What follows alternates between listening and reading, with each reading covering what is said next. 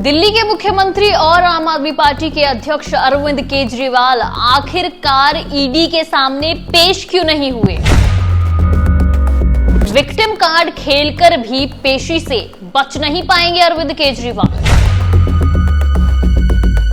ऐसे लग रहा है कि आम आदमी पार्टी का भंडाफोड़ हो चुका है और एक एक करके सारे के सारे पत्ते खुल रहे हैं।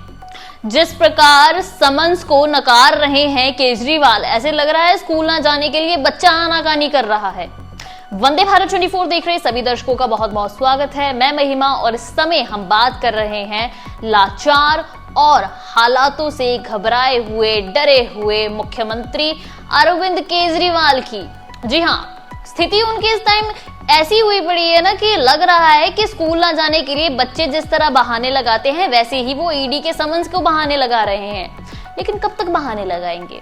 ईडी के समन्स 3 बार आएंगे, उसके बाद उन्हें एक और वारंट दिया जाएगा, जिसके बाद उन्हें सीधा अरेस्ट कर लिया जाएगा। यानी कि एक मौका तो वो गवा चुके हैं, 3 और मौके उनके पास बचे हुए हैं। उसके बाद उनके पास कोई मौका भी नहीं बचने वाला। जी हाँ, जिस तरह ईडी के समन्स को अरविंद केजरीवाल ने नकारा है, मुझे याद है वो समय जब सीबीआई ने समन भेजे थे और अरविंद केजरीवाल का कहना था कि एक बार नहीं 100 बार बुलाइए, आपका काम है जांच करना और हमारा कर्तव्य है, अगर आप हमें बुलाया गया है तो हम पहुंचेंगे भी। जी हाँ, बात की जा रही है 16 अप्रैल 2023 की, जहां अरविंद केजरीवाल को जांच के लिए बुलाया गया था और वो पहुंचे भी थे। साथ ही उन्होंने ये टिप्पणियां भी की थी। एक तो जिस प्रकार अरविंद केजरीवाल डायलॉग सुनाते हैं, मुझे लगता है कि अगर किसी फिल्म में एक्टिंग कर रहे होते तो इन्हें तो स्क्रिप्ट की भी जरूरत नहीं थी। इनका कहना है कि आप अरविंद केजरीवाल के शरीर को रख सकते हैं, आत्मा को कैद नहीं कर सकते। अगर भ्रष्टाचारी अरविंद केजरीवाल है तो ईमानदार कौन है? ऐसे ऐसे डायलॉग ये कह रहे हैं। लेकिन वहीं जब जांच के लिए इन्हें बुलाया गया तो इनके पास बहानों की एक लंबी चौड़ी लिस्ट थी। फिल्म के लिए तो अरविंद केजरीवाल जी बिल्कुल सुटेबल हैं, लेकिन प्रश्न ये उठता है कि ईडी के समन्स भेजे जाने पर आखिर ऐसा क्या था जिसकी वजह से अरविंद केजरीवाल वहां पहुंचे ही नहीं? तो वो था ये 4 शब्द PMLA, यानी कि prevention of money laundering act, जिसके तहत उन्हें बुलाया गया।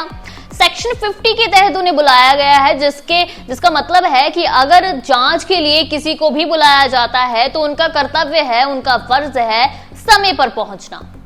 और सेक्शन 45 के तहत आपको बता दें कि अगर दंड मिल जाए उस सेक्शन के तहत तो आपकी बेल भी नहीं है, आपकी बेल को भी रद्द कर दिया जाएगा। और आमतौर पर इस सेक्शन के तहत जिन्हें भी अरेस्ट किया गया है उन्हें बेल मिल ही नहीं रही है, जिसका एक जीता जागता एग्जाम्पल है मनीष सिसोदिया जी। उन्हें बेल नहीं मिल रही। अब केजरीवाल जी को डर लग रहा है कि अगर मैं भी अंदर चला गया तो भाई मैं तो आ ही नहीं पाऊंगा, क्योंकि प्रूफ नहीं मिल पाएगा। और अगर खुदा ना खास्ता सारे के सारे प्रूफ और एविडेंस इनके खिलाफ है तो ये तो कभी निकल ही नहीं पाएंगे बाहर। सीधा साधा कंक्लूजन ये निकलता है कि जब समन उन्हें भेजे गए तो उन्होंने इस विपक्षी दलों पर निशाना साधना शुरू कर दिया। सबसे पहले उनका आरोप था कि मैंने जब समन रिसीव किए उससे पहले ही बीजेपी के जो भी नेता हैं, मनोज तिवारी का नाम उनमें लिया गया है। उनका कहना है कि वो पहले ही डंका बजा रहे थे कि मुख्यमंत्री को तो अरेस्ट कर लिया जाएगा।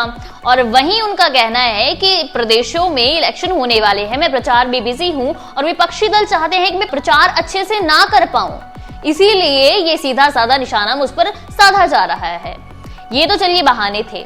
वहीं उनका कहना है कि मेरी जो प्रतिष्ठा है, मेरी जो एक इमेज है, उसे धूमिल करने के लिए, खराब करने के लिए विपक्षी दल ये तरीके आजमा रहे जिनमें मैं नहीं फंसने वाला। लेकिन केजरीवाल जी से कोई प्रश्न पूछे कि जिस तरह आप ईडी के समन से भाग रहे हैं, क्या आपकी इमेज और ज्यादा बेहतर बन रही है? जनता को साफ साफ नजर आ रहा है कि किसे वोट डालना है, किसे वोट नहीं डालना है। और आपकी ऐसी हरकतों की वजह से शायद आपकी पार्टी के सारे पत्ते खुलने वाले हैं। साफ साफ अब ये नजर आ रहा है कि ईडी फिर से समन भेजने वाली है। और उसके बाद अगर इसी तरह नकारते रहे, आनाकानी करते रहे, तो जिस प्रकार माएं पकड़ के लेके जाती है बच्चों को स्कूल, अरविंद केजरीवाल जी आपके हालात भी कुछ ऐसे ही होने वाले हैं कि ईडी आपको पकड़ के ना ले जाए या फिर आपके हाथ में भी हथकड़ियां ना नजर आए। जो भी होगा आपको जरूर बताया जाएगा और देखा जाएगा कि आखिरकार कब तक केजरीवाल ईडी के समन से बचते रहेंगे। देखते रहिए वंदे भारत 24, मैं महिमा।